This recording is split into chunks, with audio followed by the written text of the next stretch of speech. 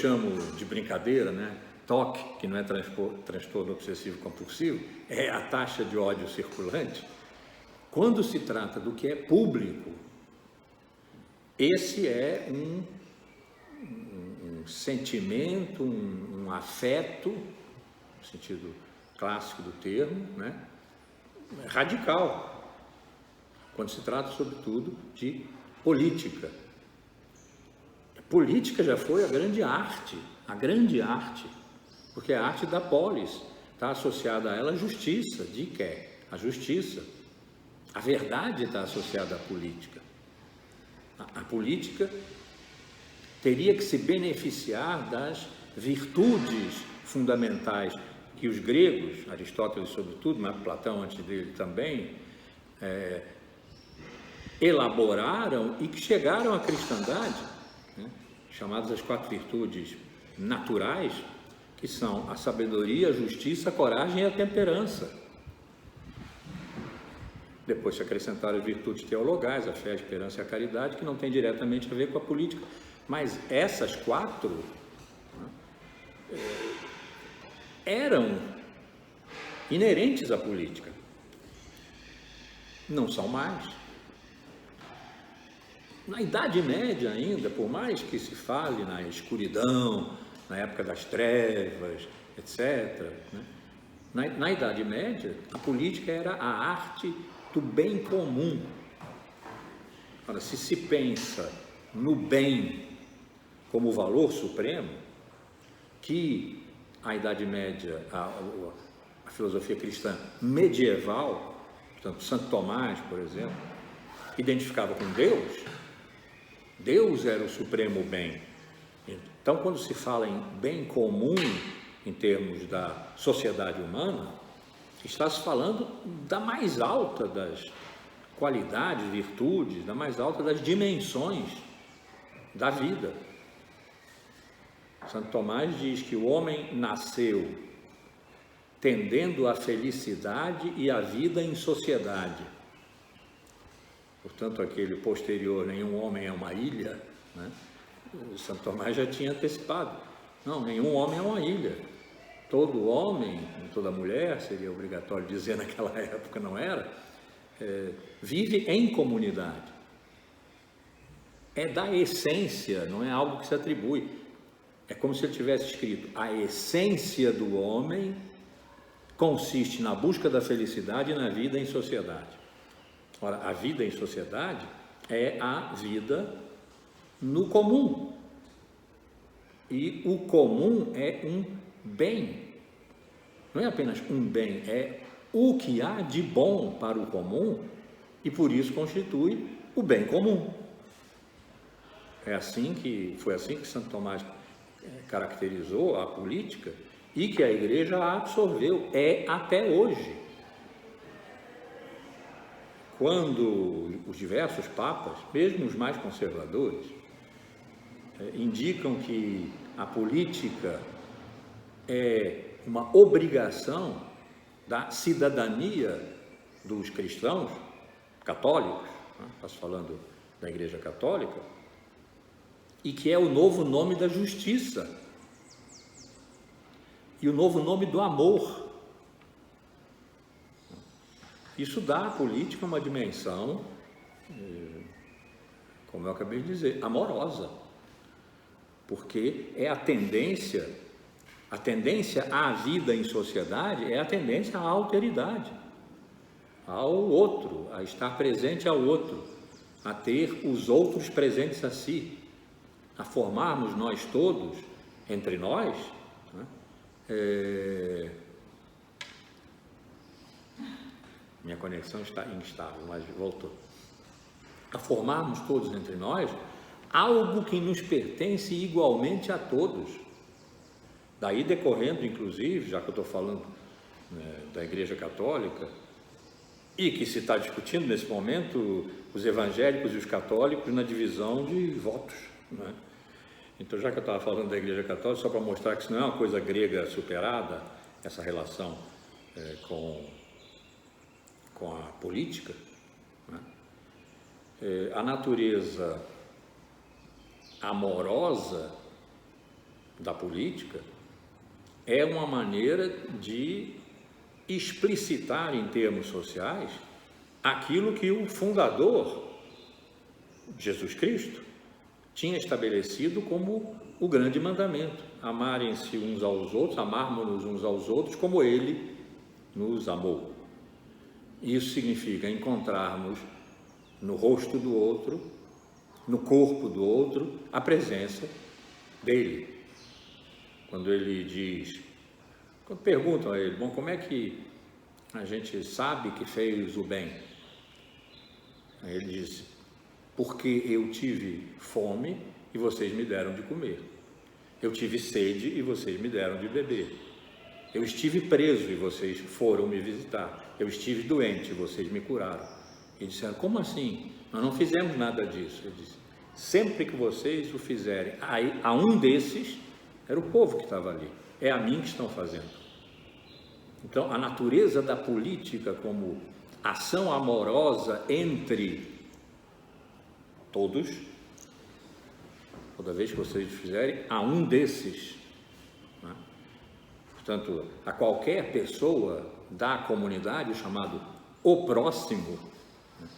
É de política que se trata ali. A gente diz, mas isso aí é caridade. A palavra ficou muito mal vista hoje, mas é a tradução latina, e que não era ruim, porque o radical de caridade é caris, e caris quer dizer graça, a graça, né? Então a caridade tem como estrutura a graça, portanto a presença do divino, não é simplesmente, como os americanos dizem, give to the poor, distribuir seu dinheiro por algumas instituições, ajudar os pobres, dar esmola. Não é isso a caridade. E ela traduz a palavra grega ágape, naquela famosa e lindíssima carta aos Coríntios, em que São Paulo faz um maravilhoso hino ao amor, e no final ele diz, temos então 3, fica implícito, valores: a fé, a esperança e o amor. Ágape é a palavra grega para dizer amor, quando não é a filia, a amizade simplesmente, que é grande coisa, ou eros, o amor erótico, carnal.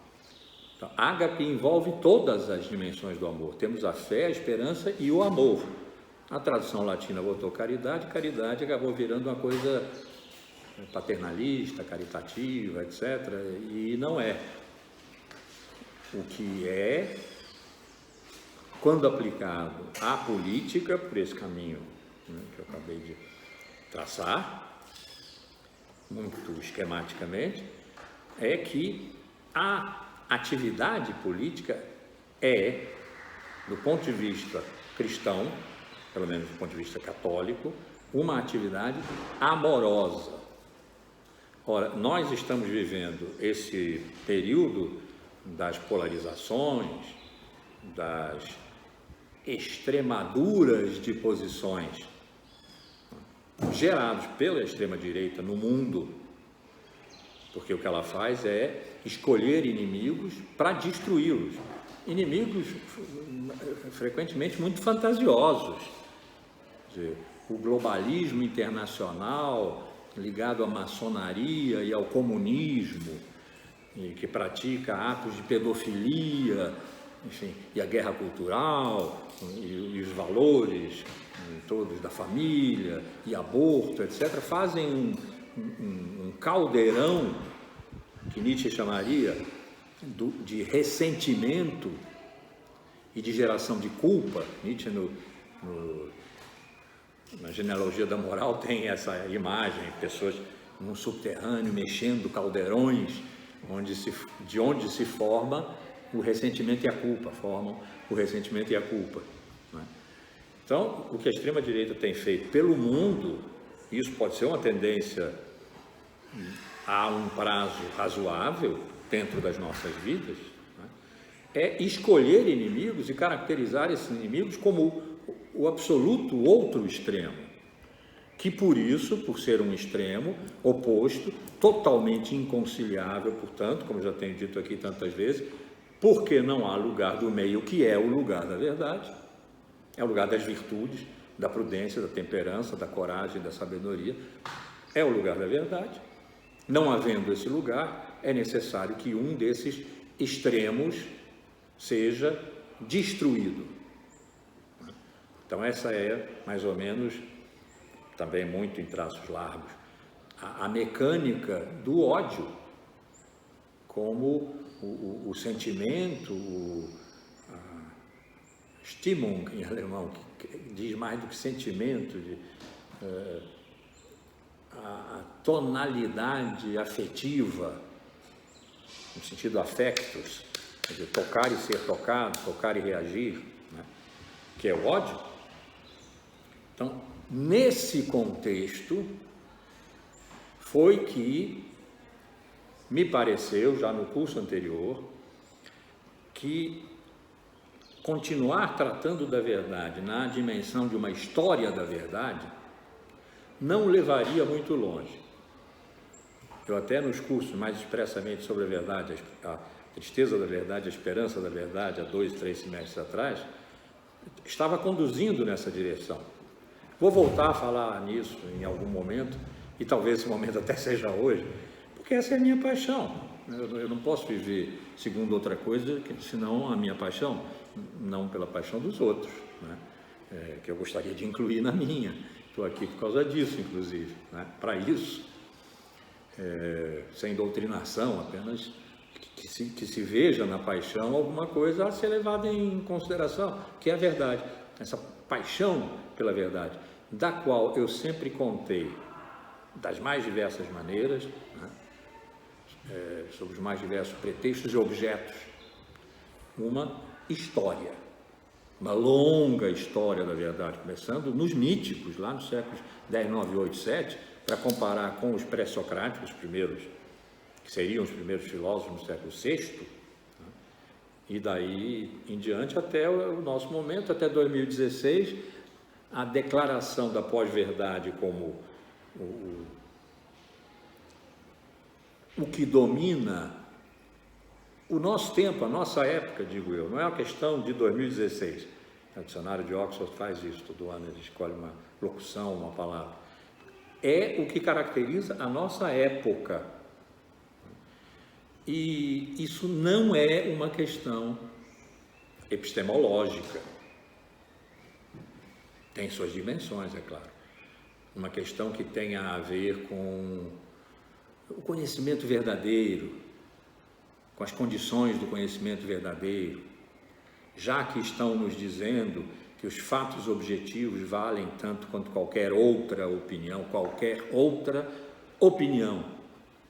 nós poderíamos ficar melindrados epistemologicamente por estarem colocando os fatos objetivos, que são objeto de um conhecimento que metodicamente se dedica ao recorte, à manipulação, à observação, à experimentação desses fatos objetivos para extrair deles um conhecimento verdadeiro. Sim, tem esse efeito também, esse efeito epistemológico.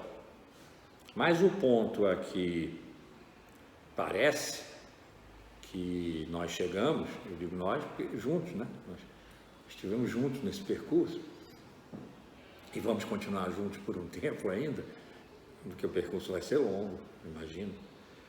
O ponto a que nós chegamos é que a questão da verdade, talvez não se deixe pensar quando simplesmente com ressalvas, se conta a sua história. Porque desde a década de 70, eu tenho estabelecido para mim, escrevi sobre isso e tal, mas sobretudo vale para mim, que quando nós nos aproximamos de um problema filosófico, nós precisamos contar a sua história. A história da sua constituição como um problema filosófico. Ou ficaremos estritamente opinativos em relação a ele. Bom, penso isso, você pensa aquilo, vamos discutir aqui, eu tenho argumentos, você tem argumentos, não conseguimos convencer um ao outro e vamos concordar em discordar.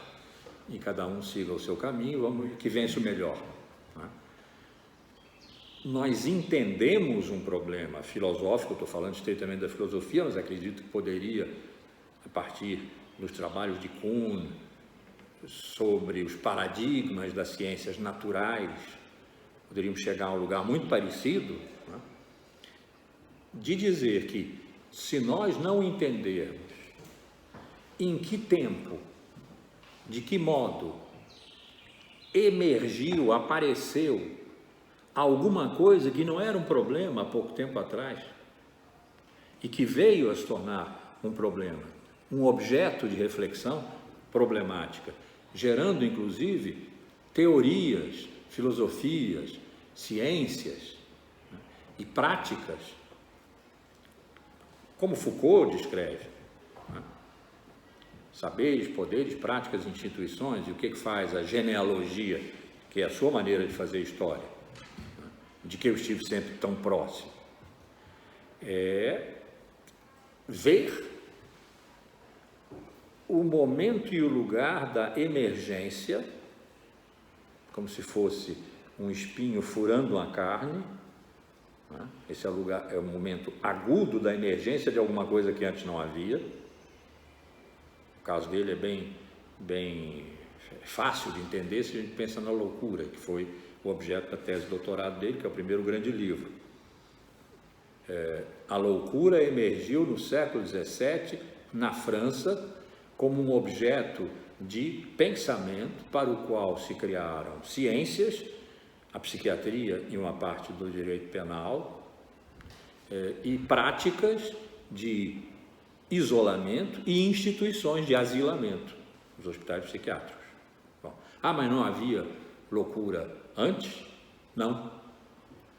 Aqueles atos, os mesmos atos que antes eram praticados e que agora, do século XVII, na França em diante, são considerados doença mental, porque esse foi o momento em que se determinou que a mente adoece como o corpo adoece, o que não se pensava antes. Esses mesmos atos eram considerados das mais diversas maneiras, desde caracterizarem o bobo da corte até o assinalado por Deus, o inocente da aldeia, quer dizer, aquele de que as pessoas se aproximavam com respeito, porque ele não tinha a maldade, não tinha nada a ver com doença. No século XVII, na França, emergiu, e Foucault nunca se propôs a explicar os motivos dessas emergências e proveniências.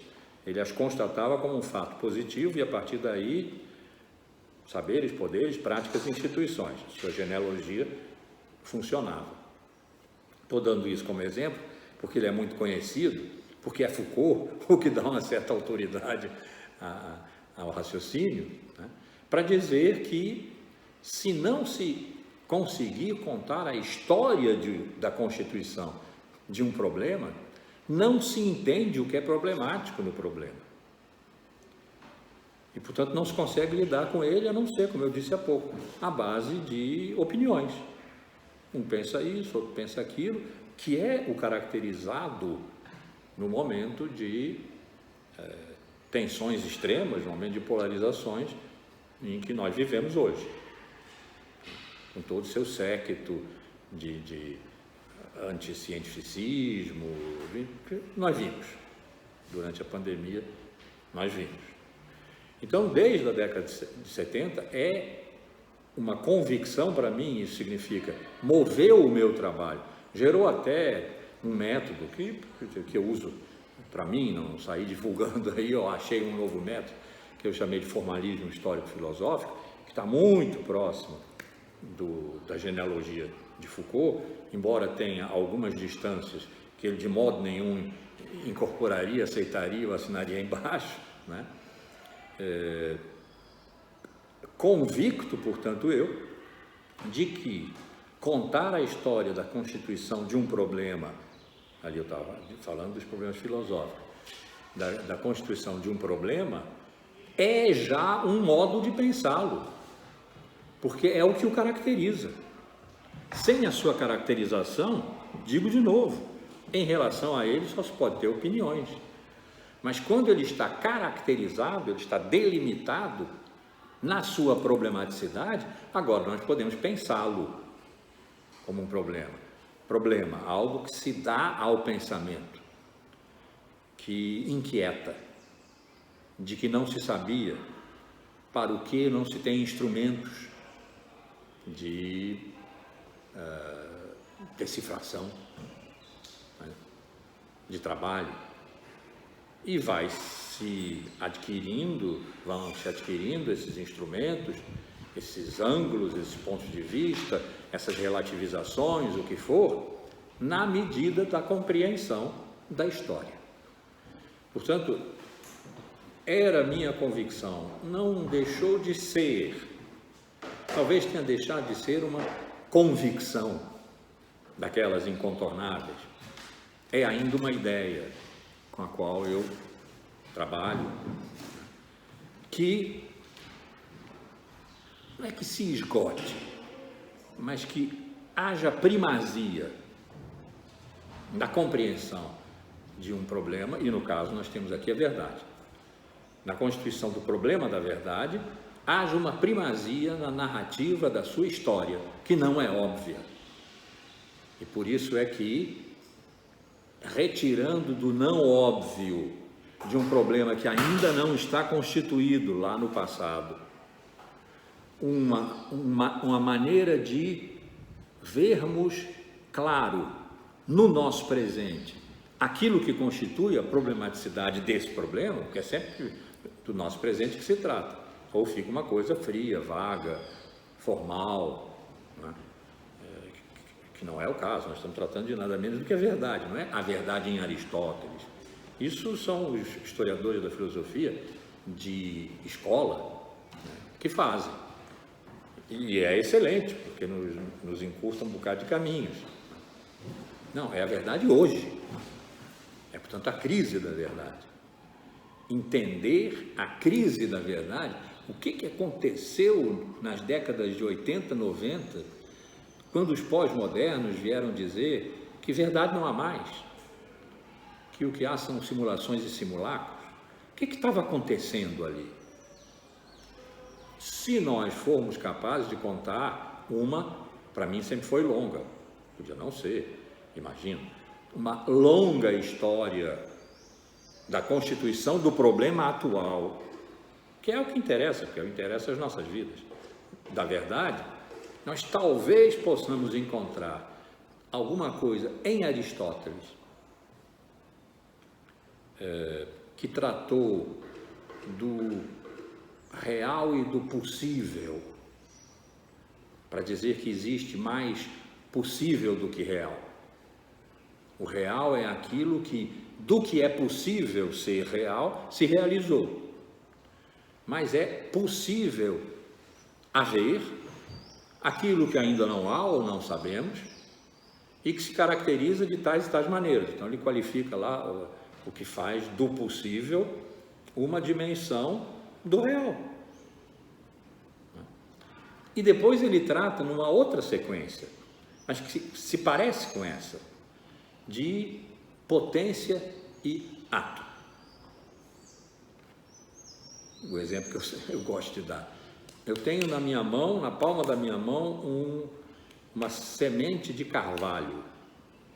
Isso para Aristóteles significa, eu tenho na minha mão um carvalho em potência de atualização, por isso ele chama de ato. O ato é carvalho adulto, cuja potência está toda contida na semente de carvalho. Daí sai, inclusive, toda a questão atual do aborto, por exemplo, se há ali já uma pessoa, ou se ainda não é uma pessoa, se, portanto, o ato do abortamento é um crime. Toda essa discussão sai aqui, de potência e ato de Aristóteles. Existe alguma coisa na semente de carvalho que não seja carvalhal, que seja beija-flor, girassol, rato ou sapato? Não. Só há ali um carvalho, na sua potência de realização, que uma vez atualizada, posta em realidade presente, o carvalho se completou.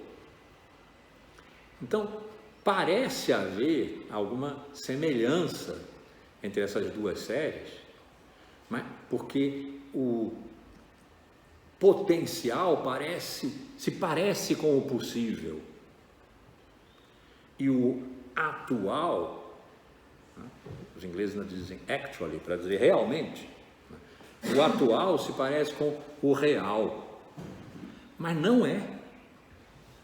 Na relação entre possível e real, ele está traçando, vamos dizer, uma relação ontológica, uma relação da ordem do ser. É como dizer, há mais ser do que os entes efetivamente existentes. Qualquer coisa que ainda não exista, mas cujo conceito não implique em contradição, pode ser. E eventualmente será. Embora hoje ainda não seja, não tem importância. É da ordem do ser o possível.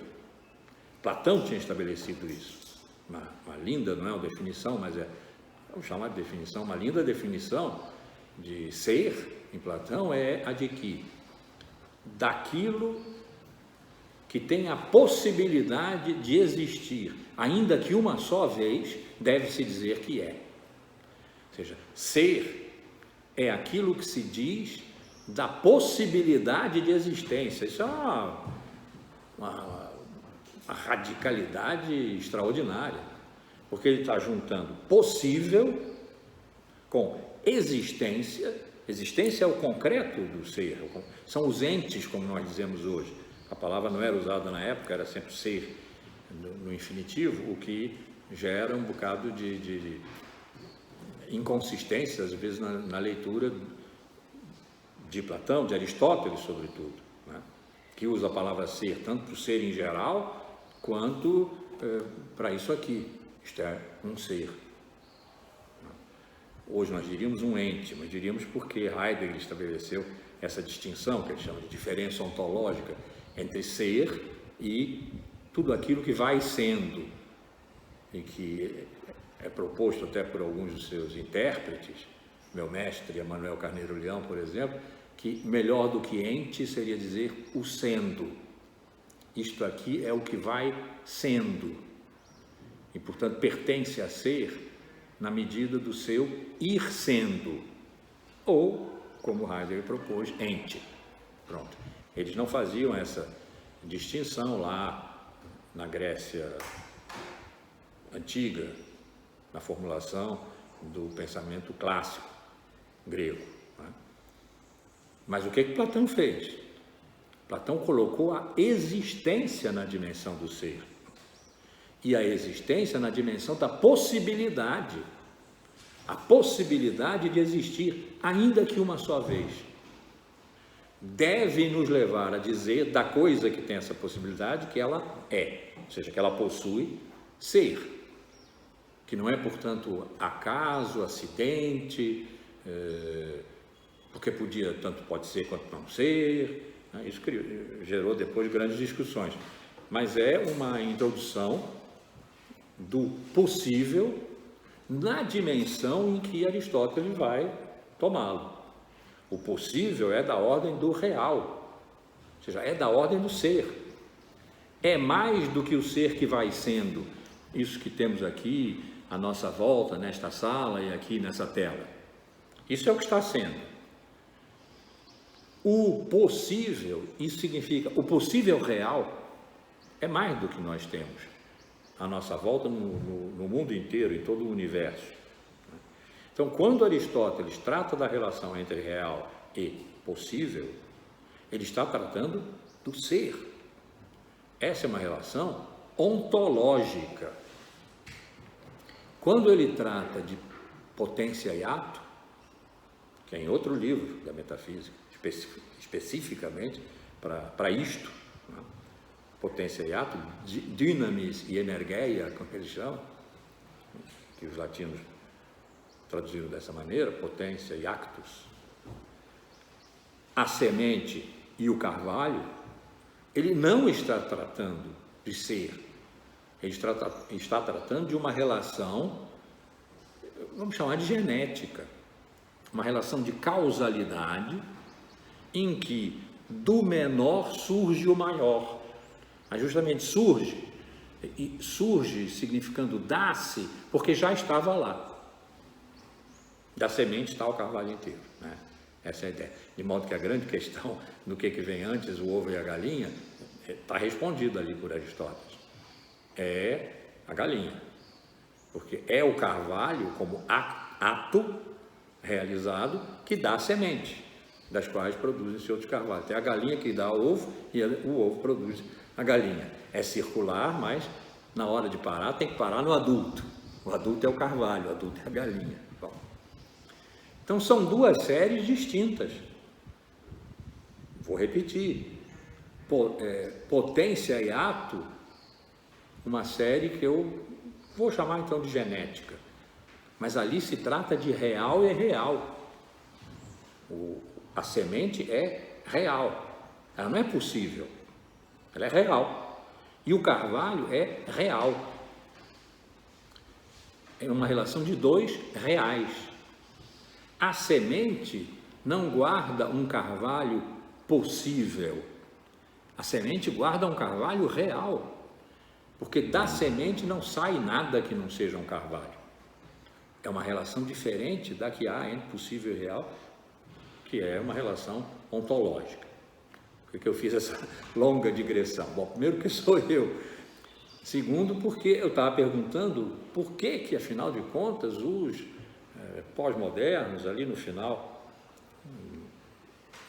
do século XX, pessoas perfeitamente sábias, perfeitamente ilustradas, perfeitamente inteligentes, criadoras, vieram nos dizer que o real perdeu qualidade, a qualidade agora está nos virtuais, na capacidade produtiva dos virtuais, e que com isso a verdade desapareceu. Me parece, mas isso é porque eu vou rastreando a história toda, né? Longa, é cansativo. Me parece que o que houve no final do século XX foi um colapso da série possível real sobre a série potência e ato. Um colapso em que o real dançou, o ato como realização de um possível, e agora está misturado possível e potencial. E é isso que se veio a chamar de virtual. Virtual. Virtual é aquela dimensão do real, nós dizemos realidade virtual, né? É aquela dimensão do real que faz possível haver distintos atos. Eu dou sempre o exemplo das células-tronco, por enquanto não me decepcionou esse exemplo. Uma célula-tronco é real, ela é uma célula. Mas o que a caracteriza como célula é o seu potencial de produção de outras células. É a sua possibilidade de produzir outras células. Potência e possível estão reunidos aqui. É isso que se chama virtual. Ou seja, o que é determinante da realidade da célula-tronco é ela ser virtualmente qualquer outra célula.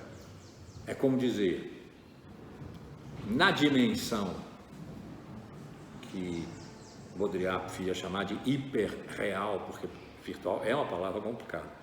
Na dimensão hiperreal, quando não se trata mais do real lá fora, que a gente representa, porque a representação está em crise também, está tudo junto em crise, porque é tudo amarrado uma na outra, né?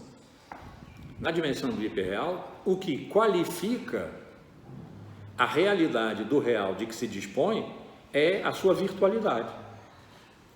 O que qualifica a célula-tronco é a possibilidade de ela virar pele, ou neurônio, ou célula cardíaca.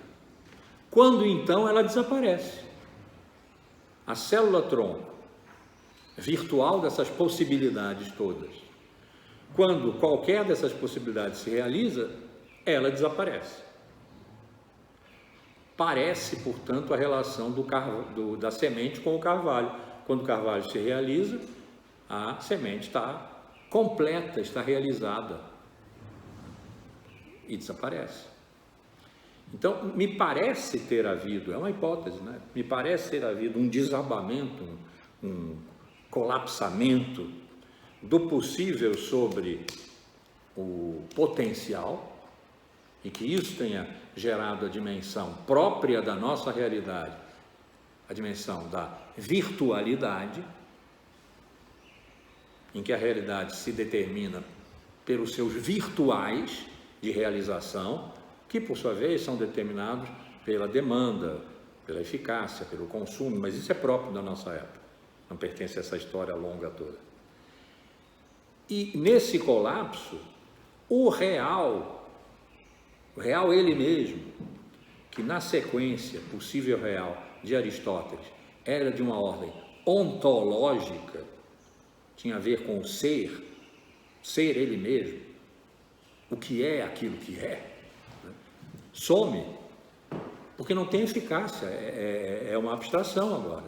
Se tornaria uma abstração se continuasse a ser frequentada essa ideia, já que a realidade em si perdeu eficácia, porque a conexão com a realidade em si, ela mesma, quer dizer, no seu ser, na sua essência, como se quiser chamar, se desfez. É o que Baudrillard diz, por exemplo, na Precessão do Simulacro, um belo ensaio dele, que está no livro Simulacros e Simulação, que ele diz: não há mais referência entre o mundo das imagens e um mundo real lá fora, que pode ter acabado, ou que, não tendo acabado, que nenhum dos pós-modernos disse, olha, o real não há mais, mas perdeu o interesse, porque não está presente no mundo hiperreal, no mundo tecnológico, aquele que é gerado e gerido pelas irradiações tecnológicas, pelos processos horizontais de produção de sentido sendo agora aquilo que é eficaz, que produz resultado, né? Então, aquele real, ele estava falando, estava acompanhando um conto do Borges, em que o imperador pede aos seus cartógrafos que produzam o mapa mais perfeito do Império. E eles produzem um mapa tridimensional que cabe sobre o Império, que cobre o Império como uma pele, que é, portanto, a mais perfeita representação. A referência dessa representação, que é o mapa, é a existência do real tal qual o mapa o reproduz. Onde tem montanha, o mapa sobe. Onde tem vale, o mapa desce. Como que caberia sobre, se tivesse o tamanho suficiente para isso, seria encaixável sobre o território inteiro do Império. E aí, numa virada de página assim, Baudrillard diz, olha, o Império acabou. Isso depois vai aparecer como o real acabou.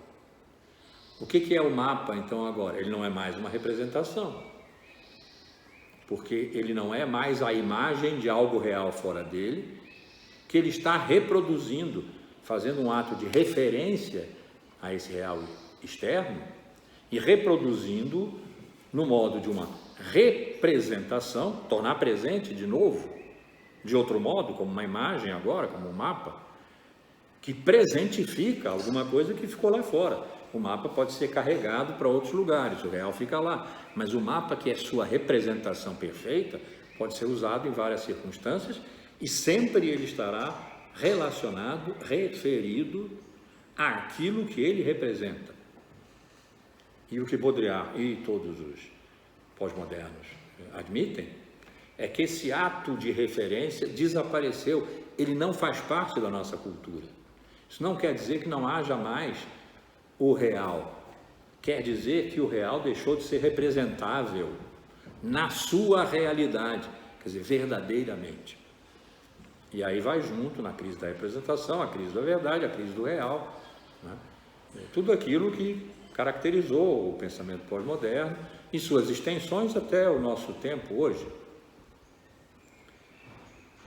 Então, o que poderia ter gerado, como que de nada, uma súbita intuição matinal de François Lyotard, que foi o primeiro a escrever, a usar a palavra pós-moderna, a condição pós-moderna, né?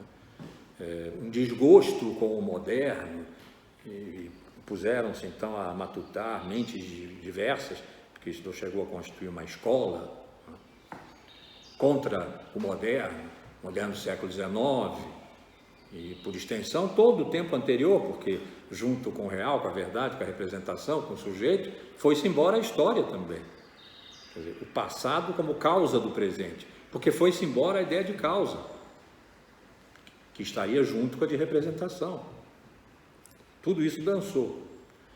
Ora, a não ser que nós tomemos isso como uma espécie de anomalia, um acontecimento, não vou dizer fortuito, mas de tal maneira súbito, porque é imprevisto e imprevisível, né, que nos assustou a todos, nos pegou no contrapé e se impôs, porque não havia possibilidade de reagir a esse novo modelo, a não ser justamente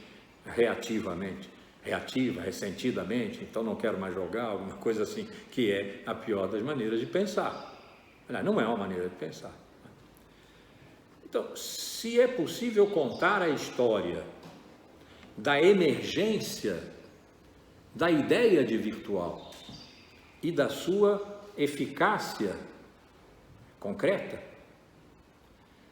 através da compreensão que só a narrativa longa de uma história longa, que vai pescar lá em Aristóteles e depois vai seguindo, porque isso não ficou linha direta de Aristóteles a Baudrillard, por exemplo, passou por vários outros momentos, passou pelo século XVII de Descartes, por exemplo, que alienou o real totalmente.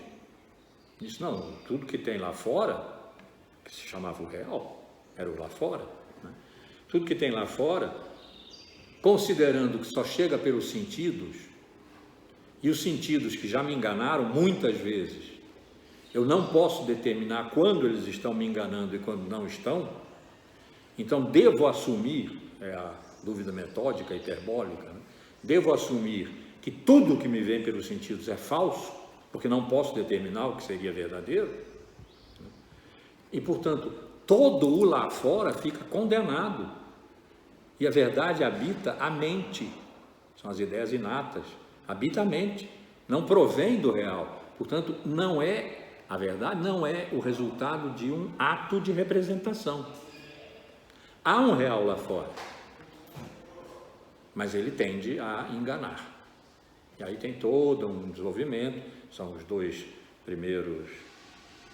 primeiras meditações metafísicas, para mim o livro mais importante de Descartes, as meditações metafísicas. Nas duas primeiras ele põe tudo em dúvida para depois achar uma certeza só. Se ele achasse uma certeza, depois que tudo tivesse sido posto em dúvida, inclusive Deus, a universalização absoluta, absurda, né, da dúvida, se houvesse uma certeza inequívoca, essa seria absolutamente verdadeira. E dela decorreria, então, um sistema de verdade. E essa é, eu penso, eu existo. Pois se eu posso me enganar, e posso ser enganado, inclusive, por Deus, ou pelo gênio maligno que ele inventa para não ficar dizendo que Deus engana, depois de ter dito. Se eu posso ser enganado, é porque eu existo para ser enganado. Se eu duvido de tudo para não ser enganado, eu preciso existir, porque a dúvida é um ato de um sujeito. Portanto, eu existo, e eu existo na medida em que penso.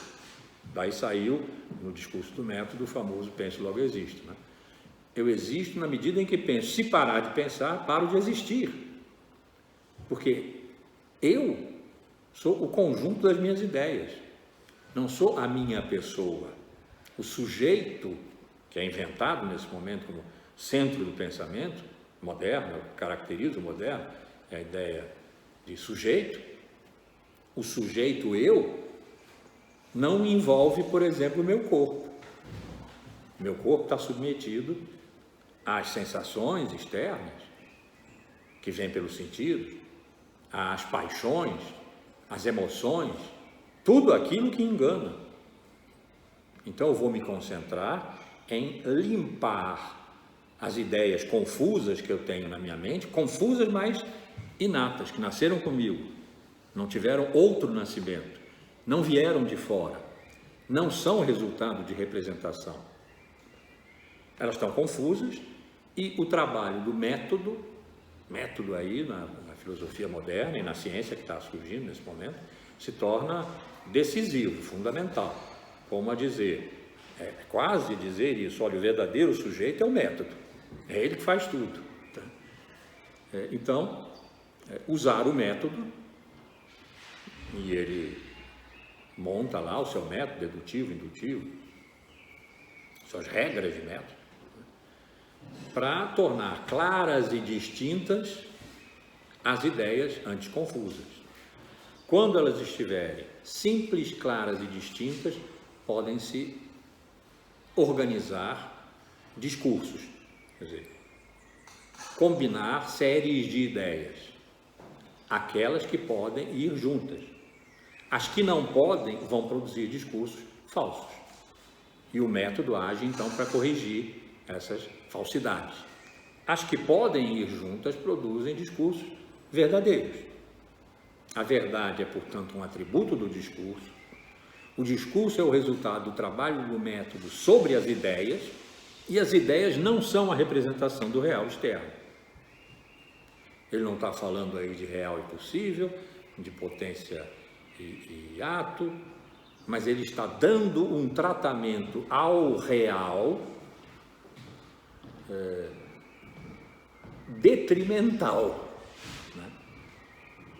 Inteiramente negativo, Então, essa história longa, não é uma ligação direta entre Aristóteles e Baudrillard, passa por Descartes. Antes de Descartes, passa pelos nominalistas ingleses, final século XIV, sobretudo o grande Guilherme de Ockham, né, que diz que uma rosa é uma rosa é uma rosa, essa frase é dele, né, não é da Gertrude Stein. Quer dizer, mas foi dita por Guilherme de Ockham, uma rosa é uma rosa é uma rosa. Não é a palavra rosa, não é o conceito rosa. A palavra, o conceito, chamados universais, universal de linguagem, a palavra, uma vez dita essa palavra, todas as rosas estão compreendidas. O conceito rosa, uma vez enunciado esse conceito, todas as rosas estão compreendidas. Diz ele, não. Essa é uma visão realista, portanto, que valoriza o real, da questão dos universais, do que vale um nome, palavra ou conceito, que é uma antiga questão cuja história também precisa ser contada, não vou contar agora, e que chegou nele ao seguinte ponto: da rosa nós temos a intuição, não um conhecimento representacional. Nós temos uma intuição que é um ir direto, onde não há erro. Um ir direto que é simultaneamente, olha só, que é simultaneamente intelectual e sensível. A intuição sensível é simultânea à intuição intelectual. E aí não há erro. Na intuição nunca há erro, porque intuir é ir dentro. É como se fosse o ato de Deus. Deus não erra porque Ele criou todas as coisas, então todas as coisas são intuitivas para Ele. Ele não precisa refleti-las numa representação que produza um conceito. E aí ele diz, nós conhecemos por intuição. Palavra e conceito são um problema de semiologia, portanto um problema de gramática, não um problema de ontologia. de ser. Uma rosa é uma rosa, que é uma rosa. Essa é a ontologia mínima de Guilherme de Ockham e da escola nominalista em geral. Todo o resto, tudo que é de ordem universal, conceitual, reflexiva, etc., é um problema de semiologia, de gramática, que ele elabora, estabelece, né, sistematicamente. É difícil, é complicado, lembra um pouco Peirce. Tem as funções categoremáticas, sim-categoremáticas, sim-categoremáticas, tem toda uma árvore, né, gramatical para dar conta das palavras e dos conceitos. Uma rosa a gente sabe o que é, mas não sabe pela gramática ou pela semiologia, sabe pela intuição direta. O que está sendo abandonado aqui é a relação entre o real, rosa, e a sua representação, na palavra e no conceito. A representação está sendo mandada embora. Então, a representação no século XIV em Guilherme de Ockham, o real no século XVII em Descartes. Tem uma história, só botei assim 4 pontos dela. Ali, o grande Aristóteles, o grande Guilherme de Ockham, Descartes. Não usei o grande porque eu não gosto dele, ele é extremamente importante, mas eu tenho, enfim, é um problema pessoal com ele. Não é? Tá bom, o grande Descartes, porque ele fez uma reviravolta, uma revolução copernicana, né, depois se chamou a de Kant, foi 2 séculos depois, mas quem fez mesmo foi Descartes. E o grande Baudrillard, para mim o maior, o mais completo dos pensadores pós-modernos. E no meio muita coisa. Então estou dando esses exemplos apenas para caracterizar que contar a história da verdade sempre me pareceu a melhor maneira de pensar a questão da verdade no momento em que se diz que ela não há mais, que foi o momento pós-moderno, foco da minha reflexão durante o tempo que eu estava escrevendo aqueles Assassinos do Sol, uma história dos paradigmas filosóficos, a entender uma história dos paradigmas de verdade. Foram 9 livros, me tomaram 10 anos da minha vida. Não havia ainda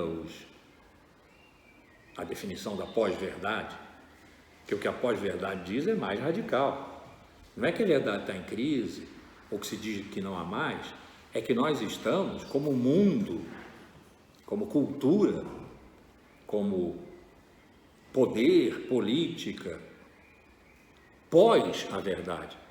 Não é mais para se tratar dela, para tentar restaurá-la ou fazer sua crítica, admitindo alguma coisa que os pós-modernos tenham dito e outras coisas não, tentar dialogar com os pós-modernos. Não há mais isso. Nós estamos pós a verdade. Talvez essa tenha sido a virada que me fez compreender, eu digo assim, compreender como se eu tivesse encontrado uma verdade, uma coisa de fato. Compreendi finalmente. Hipotetizar, formular, eu vou continuar, compreender. Me fez compreender que, tendo o tempo inteiro o real e a verdade andado juntas, e quando o real foi negado, a verdade precisou ir para uma dimensão que nesse momento foi criada para isso, foi de sujeito. E o sujeito é o indivíduo é a mesma palavra para dizer átomo, que não pode mais ser dividido, não pode mais ser cortado. Sou eu. E não é um eu, sou eu. 003750559991. Isso é um CPF. Sou eu. Sujeito?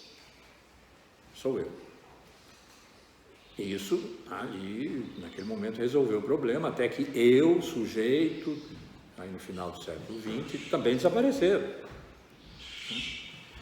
Então, o que foi havendo, me parece, ainda pensando historicamente, eu vou continuar pensando historicamente, o que foi havendo foi um progressivo desligamento,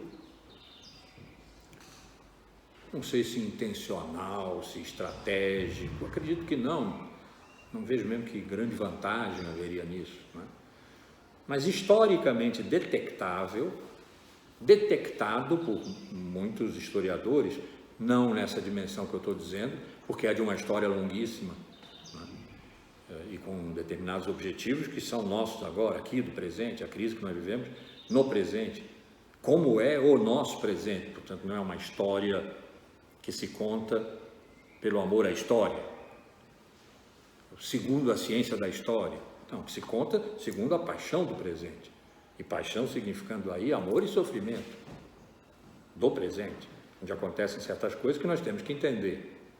Então, nesse sentido é que eu digo diferentemente a história que eu contei aí nesses 10 anos da minha vida, que eu espero que não tenha jogado fora, me levaram à compreensão de que o progressivo afastamento, às vezes ruptura radical, lá vou eu de novo com uma notinha de pé de página, no século XVII, os adversários de Descartes foram os empiristas ingleses, que tinham uma relação com os sentidos diferentes da de Descartes, embora no final a mesma coisa, quer dizer, os sentidos não nos dão o conhecimento mesmo sensível do que são as coisas externas, só nos dão o conhecimento de que elas estão presentes. Eu bato com o dedo aqui, isso não me dá o conhecimento disso aqui, mas me dá dor no dedo. Isso é uma sensação. Para Descartes isso é inteiramente irrelevante, para os empiristas não, é uma coisa que precisa ser levada a sério, porque é uma ideia simples. Por que é uma ideia simples? Bom, porque eles determinaram assim. É uma ideia simples, significa, ela não é representação de nada. Isso é que significa ela ser simples. Ela é jogada na mente, onde ela encontra outras ideias simples, que se agenciam e formam um discurso. Se os discursos forem estabelecidos entre ideias congruentes, ali se encontra a verdade, se não, ali está o erro, vai lá o método, corrige e tal. A mesma coisa. Só não existem ideias inatas, existem ideias simples produzidas pelo contato com um externo que não é conhecido. Isso aqui não é uma representação, salvo que eu fique sabendo, por causa da dor, que isso é uma superfície dura, que, portanto, resiste à passagem do meu dedo, mas a mesa também é uma superfície dura, que resiste à passagem do meu dedo. Sei que não é água, porque o dedo não voltou molhado, sei que não é fogo, porque a mão não voltou queimada, mas não sei mais do que isso. Sobre o que é isso aqui, não sei nada, os sentidos não me dizem. Bom, então é a mesma coisa, são escolas opostas, mas naquele sentido em que a oposição implica em revirar a mesma coisa de outro modo, né? Onde ela revém. Um dos empiristas, os três grandes empiristas são Locke, que é, vamos dizer, o fundador da escola. Eles foram mais ou menos contemporâneos, mas Locke é o grande fundador. Berkeley e Hume. Hume é extremamente importante. Berkeley fez a seguinte afirmação, eu vou citar de memória, mas a ideia é essa. Eu vou elaborar a minha filosofia sem levar em conta a existência de um real externo a ela, porque a sua materialidade me é embaraçosa. Agora vejam bem, ele está negando a existência do real. Descartes não negava, só que não servia para nada. Locke e Hume também não negam, companheiros de escola de Berkeley. Berkeley, que aliás era bispo, ele devia ter um pouco mais de respeito pela realidade externa, que toda composta de criaturas de Deus, né? Mas a materialidade, portanto a realidade real, né? A materialidade do real externo, a ele o sujeito, eu Berkeley, eu George, o nome dele, né? A materialidade da existência de um real externo a ele lhe era de tal modo embaraçosa que ele ia elaborar toda a sua filosofia, e fez, negando a existência desse real externo, não levando em conta, não levando em consideração, foi como ele disse. Não vou levar em consideração a existência do real externo, de um real externo. Isso beira o solipsismo. O solipsismo é a tendência a negar o real externo. O real, que haja um real que não sejamos nós. Beira, se é que não é propriamente uma forma rematada de solipsismo, que está posta num momento em que o real está sendo alvo de imensas críticas e não está sendo levado em consideração. Por Descartes não foi, por Locke também não, por Hume também não tem tempo para desenvolver esse, mas em Descartes nós vimos. Eu sei que existem lá fora, mas me engano. E aliás, eu posso estar sonhando. Tem o argumento do sonho também. Eu posso estar sonhando que estou sentado aqui, escrevendo sobre o real externo, ali fora, que me engana, os sentidos, etc. Mas, na verdade, eu não estou fazendo isso. Isso é um sonho. Eu estou deitado nu, porque antes ele tinha sido descrito todo vestido, robe de chão e tal. Eu estou deitado nu na minha cama, sonhando que estou sentado aqui escrevendo. Então, ele ia levando a dúvida a um extremo de sem volta. Né? Então, era a época, tá bom? Mas, nessa época, chegou a haver, em Berkeley, uma negação peremptória do real. Apenas ele não disse, porque eu posso demonstrar que ele não existe. É porque a sua materialidade me é embaraçosa. O problema é meu. Na verdade, o problema é meu. Então, com essas considerações todas, o ponto a que eu cheguei foi o de que, no reino da pós-verdade, não adianta mais contar a história da verdade. Não se encontra saída. Alguma coisa há de acontecer, não sei, talvez não, né? Para que mais adiante, uma das formas de verdade, especificamente a dos pré-socráticos, lá no século VI, antes de Cristo, que não foi testada pela história, porque ficou congelada, possa nos servir, não só por isso, mas por vários outros motivos. A nossa época ser do antropoceno, né? Época geológica, aquela em que a ação humana produz resultados imediatos sobre o planeta, e o planeta reage. E produzirmos ação imediata sobre o planeta reagir, é que é o sentido da expressão meio ambiente. Meio ambiente significa que nós estamos no meio de um ambiente que igualmente nos ocupa, e o vírus foi isso, está sendo ainda. Né? Nós estamos no mesmo lugar agora, nós fazemos parte do mesmo mundo, não tem mais fora. E nós temos que viver com isso, aprender a lidar com isso e a negociar com o planeta, com a natureza, que nós maltratamos durante 2.500 anos, né? E que agora, inintencionalmente, está cobrando.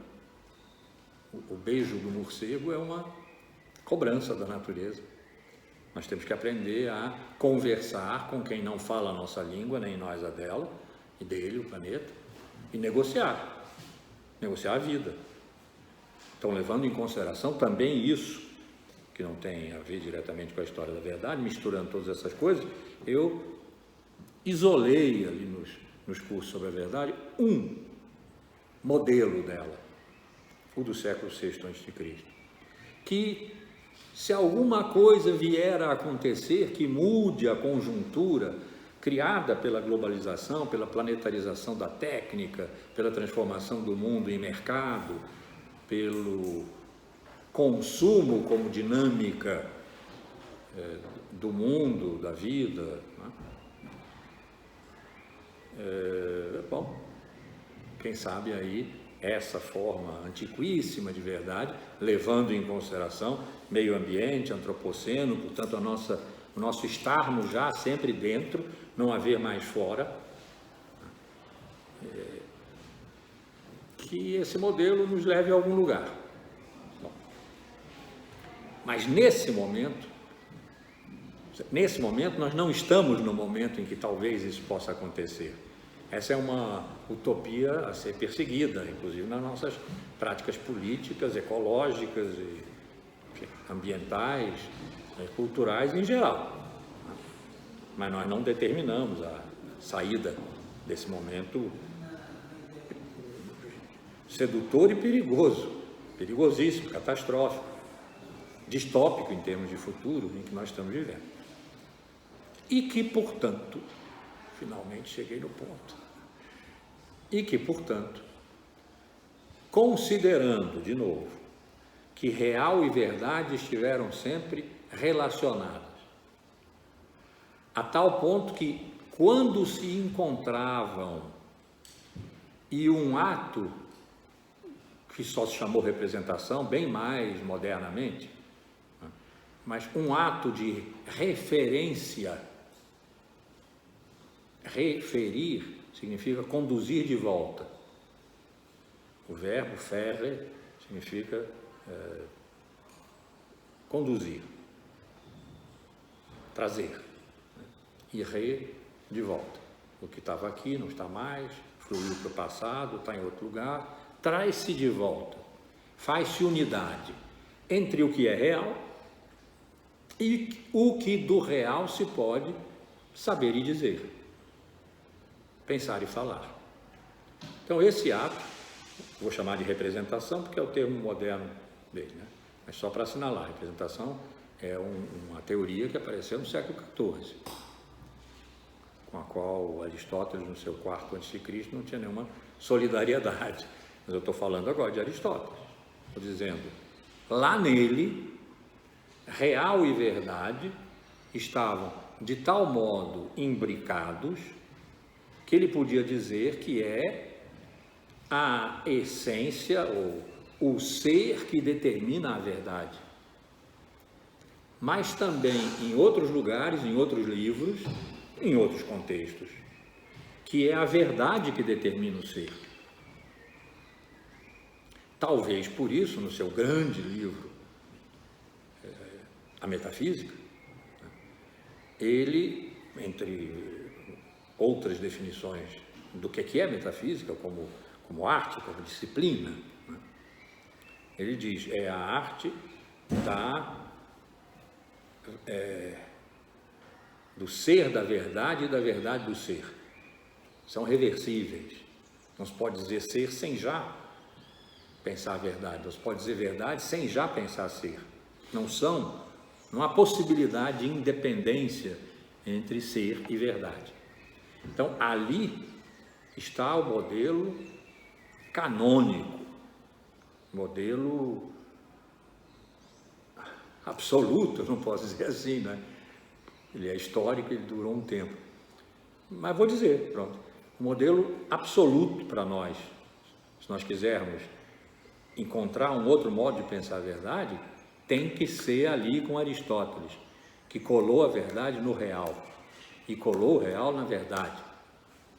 Portanto, nós temos que reaprender a pensar o real, esse que foi sendo progressivamente jogado fora. Eu dei o exemplo de Guilherme de Ockham, século XIV, de Descartes, século XVII, ainda no XVII, Berkeley. Mas nós podemos ir a Nietzsche, no XIX,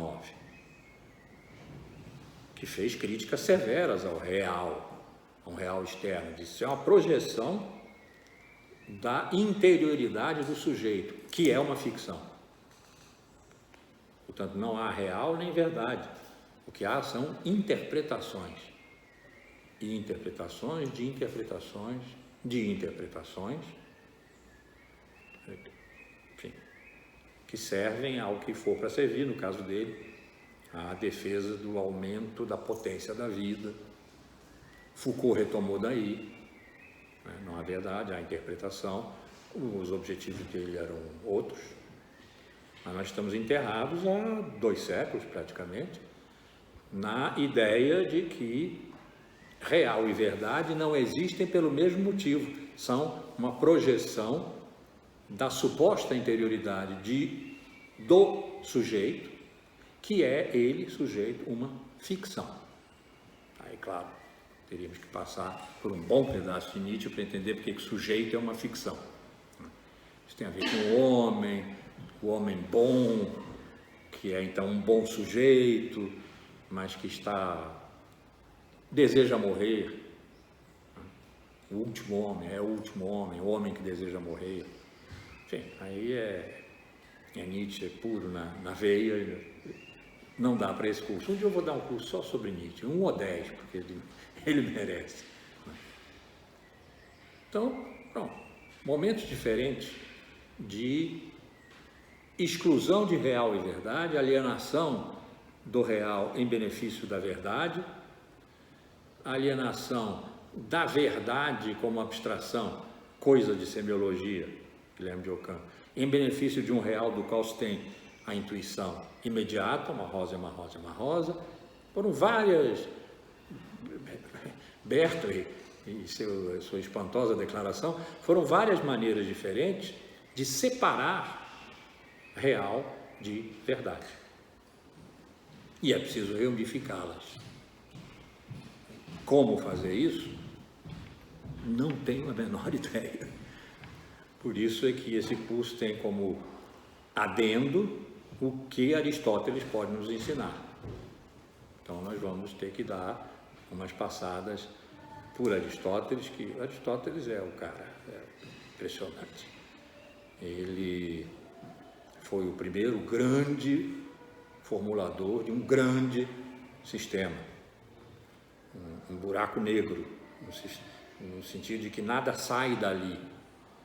Uma vez tudo tendo entrado em sinergia, né?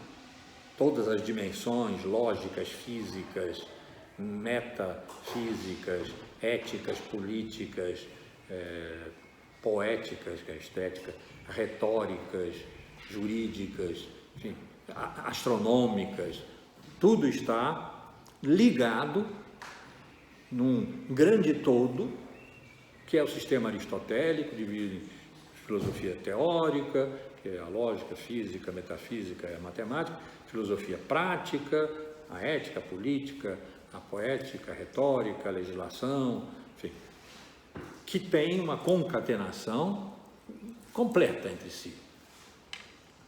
Aninha, problema aqui. Ah, você deve estar vendo aí. Tá. Mas travou? Não, sumiu. Está tentando, para você não aparece isso? A gente está tentando entrar de novo. Bom, vou continuar por aqui. Então, esse é o percurso estratégico do curso. Só que não existe a possibilidade de ir, não existe para mim, os historiadores da filosofia que tenham, por exemplo, Aristóteles como seu objeto de pesquisa, é claro, vão direto. Né? Mas para mim, que eu acho que a essa altura já deixei bem claro a minha obsessão pela história longa e por quê, por causa do nosso presente aqui e suas aflições. Né? Não há como chegar lá no Aristóteles, bater na porta, pedir licença e dizer, olha, deixe-nos entrar aqui a turma das quartas-feiras, quem está aqui presente, quem está ali em São Paulo, em Belo Horizonte, deixe-nos entrar porque nós precisamos encontrar o real e com certeza você tem escondido aí algum escaninho seu entre esses papiros, né? Entre esses rolos seus, deixa a gente ler. Não dá. Porque, o motivo é sério, porque Aristóteles é o formulador principal. Platão fez também, mas Aristóteles, vamos dizer, definiu. é o formulador principal de um modelo de verdade. Eu botei aqui uma correção de um modelo de verdade, com o qual ele excluiu os outros. A verdade como aletheia, que é a dos pré-socráticos do século VI, a verdade como discurso, que é a dos sofistas do século V, está excluída.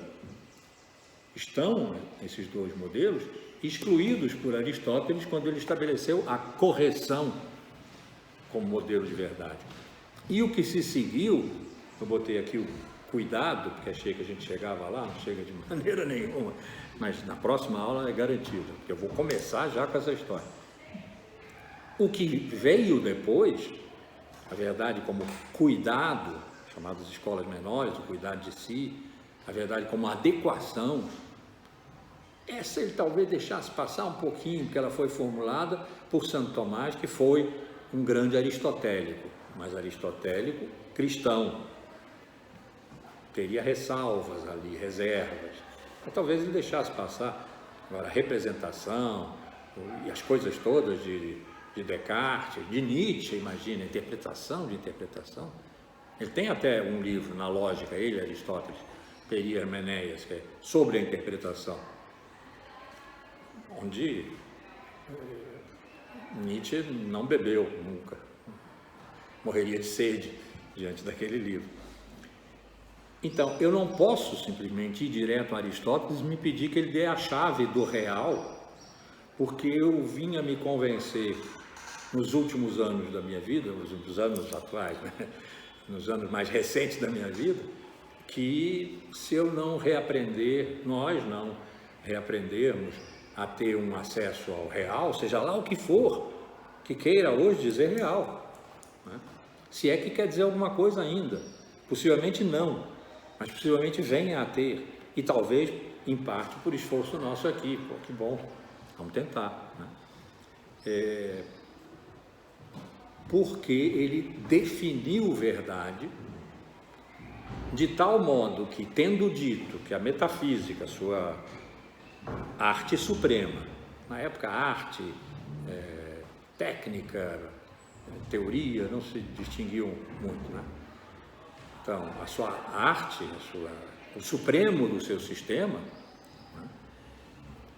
Quando ele o definiu como o ser da verdade, a verdade do ser, se nós entendemos ser como o real propriamente, não isso, aquilo, aquele outro, isso aqui, né? Mas o que propriamente é o real na sua carnadura mais completa, né? Que não falta nada. E verdade, sim, é verdade. Então, ser da verdade, a verdade do ser, tendo ele definido verdade como correção, ser está atingido por essa definição de verdade. E, portanto, não adianta simplesmente perguntar a Aristóteles. Eu vou perguntar a Aristóteles, mas não vai ser hoje. Eu, de novo, vou ter que contar a história dos grandes modelos de verdade. Tenho a intenção de fazer isso em uma aula. Provavelmente vão ser, portanto, 2, mas não mais de 2. Talvez 3. Mas a intenção é boa, é justa e é necessária, porque senão o curso não acaba. Para poder localizar Aristóteles. Aristóteles não pode ocupar um lugar absoluto, um tempo absoluto, né? Queremos falar de real, vai do Aristóteles. Vamos, onde é que fica o Aristóteles? Quando é o Aristóteles? Aí você está relativizando, não, pelo amor de Deus, é Aristóteles. Não, é Aristóteles. Mas Aristóteles tem seu tempo e seu lugar. O fato de que o aristotelismo durou até hoje, em certa medida, como o platonismo também, tenham sido as duas grandes tendências mentais, espirituais, até morais, da nossa ocidentalidade, não significa que um e outro não tenham tido sua inserção num momento determinado da Constituição de Atenas, como sociedade democrática, pós-tirania, em que, enfim, a natureza política da filosofia, política no sentido grande a que eu me referi no começo dessa aula, estava em grande evidência, né? E que a gente não tem que entender Aristóteles no seu tempo, não é reduzi-lo. Isso é o que eu tenho tentado não fazer ao longo de toda a minha vida de pesquisador. Reduzir aquilo que eu estou analisando à dimensão, em última instância, do econômico. Aquilo que Marx nos ensinou. E possivelmente é até verdadeiro até hoje, lá, correto. É que existem todas as diversas dimensões da sociedade que, em última instância, aí explique, em última instância estão referidas ao econômico, onde se encontram as relações de produção e as forças produtivas, que entram em contradição, assim não sabe. Bom, foi esse nível, qualquer nível de reducionismo que eu procurei evitar, e por isso fui tão formalista, formalismo histórico-filosófico, história dos paradigmas, essa obsessão pelos paradigmas, tão, na verdade, contrária à minha essência mais amorosa, porque os paradigmas são frios, são só esqueleto, não tem carne, não tem músculo, não tem sangue ali. Mas foi o meu empreendimento da vida toda, não reduzir. Então eu não vou reduzir Aristóteles à sua época, classe, riqueza, relações sociais, ou o que for. Se tiver que entrar alguma coisa dessas, entra, mas não como determinante. No entanto, eu preciso colocar Aristóteles no século IV. E para isso eu tenho que relacioná-lo, por exemplo, com Platão, e os dois com o século V dos sofistas, que foram os grandes inimigos, e com o século VI dos pré-socráticos, que Aristóteles disse que não eram filósofos, e com isso se instituiu como o fundador, Sócrates. Mas Sócrates não deixou nada escrito. Então, Platão e Aristóteles. Ele, Aristóteles, que disse que Platão estava errado em muitas coisas também, se instituiu como fundador da filosofia. Isso é uma história. Essa história precisa ser contada para nós entendermos o que se passou quando Aristóteles precisou, vamos forçar um pouco, precisou definir a verdade como correção e, portanto, fazer da verdade uma reflexão lógica. Bem, logos é a referência da lógica. Lógica é a arte do logos. Mas logos está sendo pensado agora como a razão, o discurso da razão, que precisa ser correto. A palavra logos é muito antiga. Homero usava, lá pelo século X, né? Nunca seria no sentido em que Aristóteles está usando. Então, não é a lógica não é inocente. A definição do logos de que se ocupa a lógica, como discurso, os silogismos, as premissas maiores, menores e as conclusões, tudo isso tem sua lógica que precisa ser compreendida. Quando a gente ficar assim, mais no Aristóteles, eu vou tentar fazer o esforço de compreender e de, se vocês quiserem vir juntos também, compreendermos juntos essa dinâmica do logos de Aristóteles, que não é o de Homero, não é o de Heráclito no século VI, mas não é mesmo.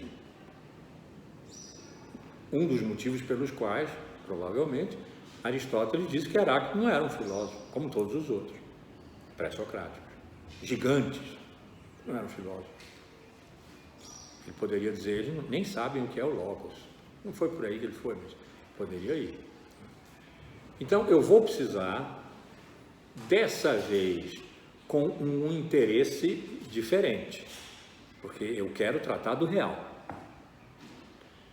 Eu quero tratar do real e eu tenho o fato, é um fato histórico, de que o real foi tratado sempre em conexão com a verdade. Retiro sempre. Houve momentos em que se desconectou o real da verdade. Nesses momentos, a verdade foi preferida ao real. E o real foi secundarizado até o limite do não vou considerar o real externo porque fico embaraçado com ele. Mas a relação estava ali. Quando Descartes disse eu não posso acreditar na realidade externa que me vem pelos sentidos, porque os sentidos enganam, ele estava separando a verdade do real, mas levando em consideração, no início, a presença de um real que engana. Então, mesmo nos momentos de separação, houve ali um atrito, uma fricção, alguma coisa a ser reconsiderada. Agora, pensando sempre a conexão maior, menor ou até excludente, né? A conexão de real e verdade, diferentemente, portanto, das histórias da verdade que eu tenho feito vida fora e que fiz nos 2 cursos, a Tristeza da Verdade e a Esperança da Verdade, sem ser o semestre passado, os 2 anteriores, que estão no canal, né, no YouTube, quem quiser ver algumas aulas ali para se ressituar com muita alegria. Então, com essa dimensão, estou tentando tratar da simultaneidade de real e verdade. Estou tentando significa, ela deixou de ser óbvia hoje em sentido absoluto, porque o real deixou de ser óbvio, nós vivemos na dimensão dos virtuais, das redes, da horizontalidade das redes, dos algoritmos, das simulações e simulacros, e a verdade deixou de ser óbvia quando se fala em pós-verdade. Então, hoje, para nós, é tudo menos óbvio conectar real e verdade.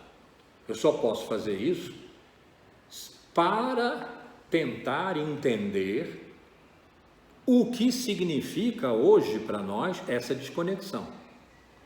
Quer dizer, não tomar como verdade a afirmação de que não há mais verdade, nós estamos pós a verdade.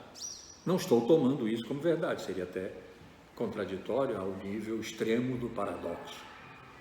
Nem de que o real acabou quando se está no domínio do virtual, porque o virtual não é não real, não é fantasmagórico, é um modo do real. É um modo do real que exclui aquele real de que se tratou o tempo inteiro ontologicamente. Ontos quer dizer o real, né? Real. Então, o tratamento ontológico do real, esse é o que nós vamos buscar lá em Aristóteles, foi extremamente afirmado, relativamente negado, extremamente negado, mas era dele que se tratava, de tratar o real na sua essência, na sua verdade íntima, no seu fundamento. Isso foi o que desapareceu. Então, recuperar o real não é simplesmente opor um real mais real ao real virtual que é menos real. Isso seria uma tolice, né? Totalmente até ineficaz. Bom,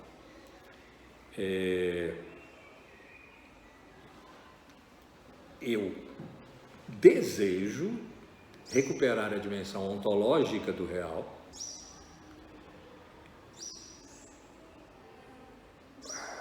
e vou ter que olhar para Aristóteles para isso, compreendendo, no entanto, que essa dimensão ontológica do real está ou bem submetida, ou bem servida, ou bem as duas coisas, por uma compreensão da verdade como correção. É preciso fazer essa conexão dessa dimensão ontológica do real com essa dimensão correcional, lógica da verdade. Mas eu não posso fazer essa conexão em abstrato.